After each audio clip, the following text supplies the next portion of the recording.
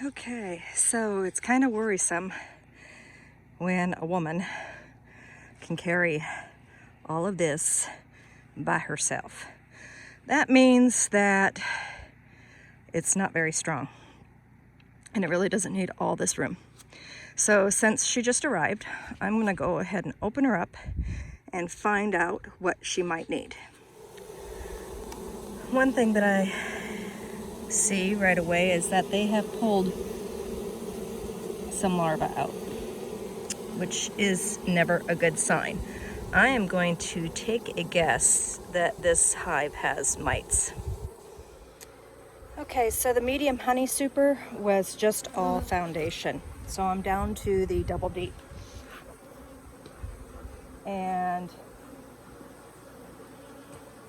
the backyard where they came from is probably not a good space to be opening this hive. It definitely appears like they requeen themselves. And I'll tell you a little bit about the history of this hive when I'm finished. Okay. Sure enough, I'm not sure if you can see it or not. I'm going to try to point it out, but we do have parasitic mite syndrome. I can see it in the larva just right in this area. And this is just the first frame of brood that I pulled out. Definitely. I'll see if I can find a better example, but this hive definitely has mites.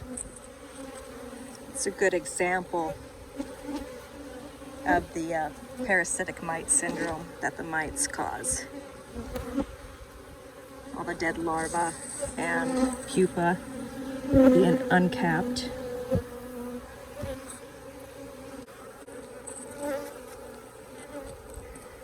Okay, so the top deep box, the second brood chamber, had 4 frames of brood in it, and the rest of them were all partial frames of food for them.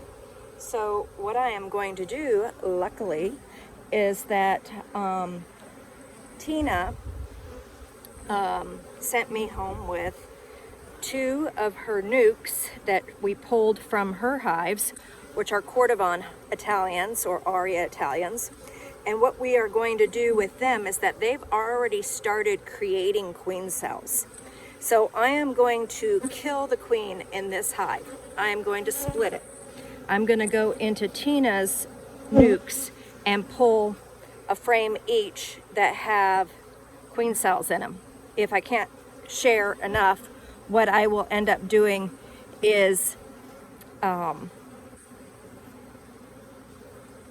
basically cutting some queen cells out and putting them in, kind of like a, so we're also creating a brood break in this process.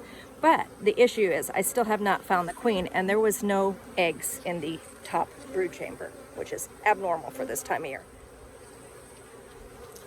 As I'm getting down into the lower brood box, I'm noticing that the parasitic mite syndrome is getting worse and worse.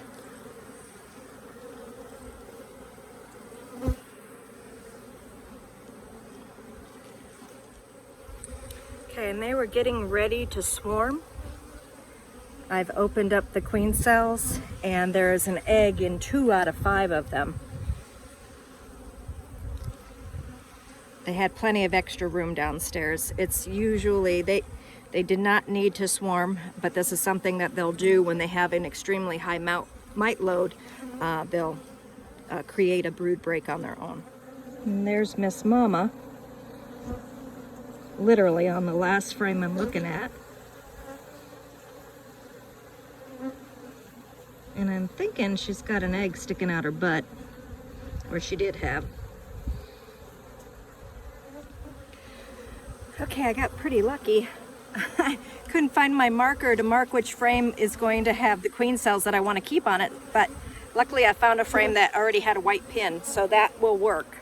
I have some queen cells started from this Cordovan hive, and I am putting them into my split that I just made.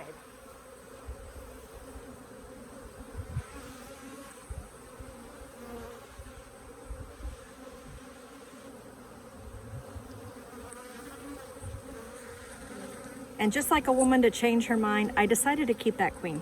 It is a Carniolan crossed with the Africanized genetics in the area. Now, whether or not it is a daughter or a granddaughter and blah, blah, blah, that I don't know. But this hive is not that bad on my heatometer scale, and I'm going to give them a chance because queens are difficult to get this time of year. Okay, so I thought I'd give everybody an update, or a history, if you would, of the hive that we just watched. So, in case you're wondering, this is Monica with King's Titan Homestead. I tend to forget to do an introduction for those who've never joined us before. But anyway, so I'm calling this hive K.A.M. It's after the gentleman that had the hive in the middle of Tucson, in a very, very small backyard. And he had just very bad luck. So the original hive was purchased from a beekeeper that used to do bee removals in the area and sold the hive as a quote unquote European. It was not. And so then, this is back in 2019, and then a hobbyist helped him move it to his new home. It was a 3-story, or 3 boxes, and she told him the hive was definitely Africanized, but gave him this advice that to go ahead and split it into 3 individual hives, and that Africanized hives can be quite pleasant to work. Horrible, horrible advice. So we do split them and keep them into smaller hives when we cannot find queens right away to requeen the hive with the European genetics. But to suggest keeping Africanized hives in the middle of Tucson in someone's extremely small backyard is horrible, horrible advice. So after going through that, and he saw my video on the Africanized extremely defensive hive, and started to realize maybe this isn't such a good idea, because they build quickly and they can get out of control very fast. So he contacted me to come take a look and told me what the history of the hive was. When I got there, I realized that her instructions, when he broke the hive up into 3 smaller hives, they didn't separate the brood.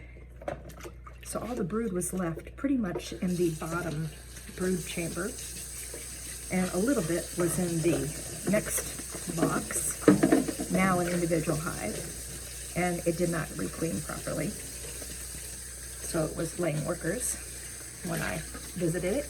And the 3rd box was only a honey super that was put on a bottom board with a cover. So needless to say, it was robbed out. All of the bees went back into the original box. So the original box was full of bird comb, and there was a medium empty on the top of it. I brought it out to my apiary to reclaim because it was just a mess. There was no, this hive being Africanized, defensive, all the bees being in one small box and having bird comb everywhere. Just not something I felt like it was safe to do in someone's backyard. So when I moved it out to my apiary, I flipped the boxes. I put the medium, which was mostly just foundation. I put the medium on the bottom, put the deep on the top that had all the bird comb, and then I drove the bees out of the deep box. When I started separating all the comb and going through the brood, I realized that the hive or the colony was in the middle of collapse. Extremely bad parasitic mite syndrome and deformed wing virus, and it might not be able to be saved. So I continued with mite treatments, but it didn't help it. It was a failing hive to begin with. So a completely horrible experience for the hobbyist. So I took him back a Carniolan, gentle Carniolan 5-frame nuke. The queen was marked, and that was in September of 2020. I was just called in, this is March 2022, to go pick up the hive. The hobbyist's back has been giving him problems for a very, very long time, and he could not do inspections on his own. And this is something that, if you have a bad back, I don't recommend running deeps at all. And you don't have to run deeps. You can run an 8-frame medium box and just use those. You just need more of them, that's all. And then people with back problems can actually do hive inspections on their own. Most back problems, not all of them. So the equipment was wrong for him. And because I hadn't seen this hive in a long time, it definitely was requeened. But I want to thank him for the suit donation, because we do have about a dozen Girl Scouts coming to the farm to learn about bees, and I don't have enough suits. So I really, really appreciate the suit donation. But we're gonna follow this hive now that it's been split in two. I did keep the original Carniolan daughter, whatever, daughter or granddaughter. I don't know how often it's been requeened. But as you've seen by the photograph, she is a darker girl. Gonna see if the Cordovan cells take. So that's where we're at on that. And if you want to follow this hive, part 2 will be called K.A.M. Part 2. Thanks for joining. Like and subscribe.